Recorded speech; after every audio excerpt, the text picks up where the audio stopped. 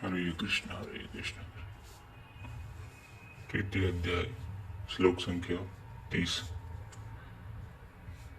मयि सर्वाणि कर्माणि संन्यस्याध्यात्म चेतसा निराशी निर्ममो भूत्वा युद्धस्व विगतज्वरः।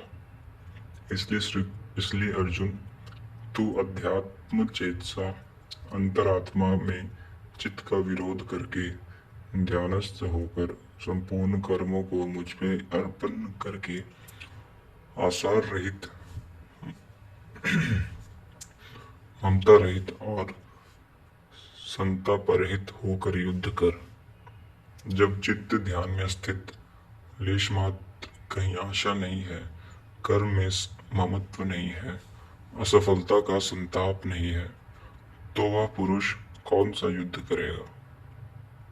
जब सब ओर से चित्त सिमटकर हृदय देश में निरुद्ध होता जा रहा है, तो वह लड़ेगा किससे किससे और वहाँ है कौन।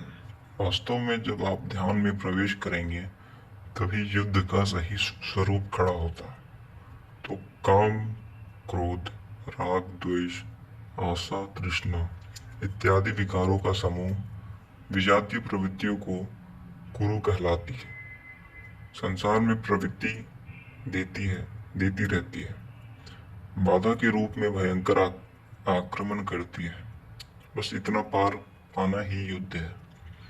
इनको मिटाते हुए अंतरात्मा में सिमटते जाना, ध्यानस्थ होते जाना ही यथार्थ युद्ध है। इसी पर पुनः बल देते हैं। श्लोक संख्या 31। ये मे मतमिदं नित्य मनुष्ठन्ति मानवा श्रद्धावन्तोऽन्य शून्यन्तो मुच्यन्ते ते भी कर्म भी। अर्जुन, जो कोई मनुष्य दोष दृष्टि से रहित होकर श्रद्धा भाव समर्पण से संयुक्त हुए सदा मेरे इस मत के अनुसार बरतते हैं कि युद्ध कर, वे पुरुष भी संपूर्ण कर्मों से जुट जाते हैं। योगेश्वर का यह आश्वासन किसी हिंदू, मुसलमान या किसी के लिए नहीं, अपितु मानव मात्र के लिए है। उनका मत है कि युद्ध कर, इसलिए ऐसा प्रतीत होता है कि यह उपदेश युद्ध वालों के लिए है। अर्जुन के समक्ष सौभाग्य से विश्व युद्ध की संरचना थी। आपके सामने तो कोई युद्ध नहीं है।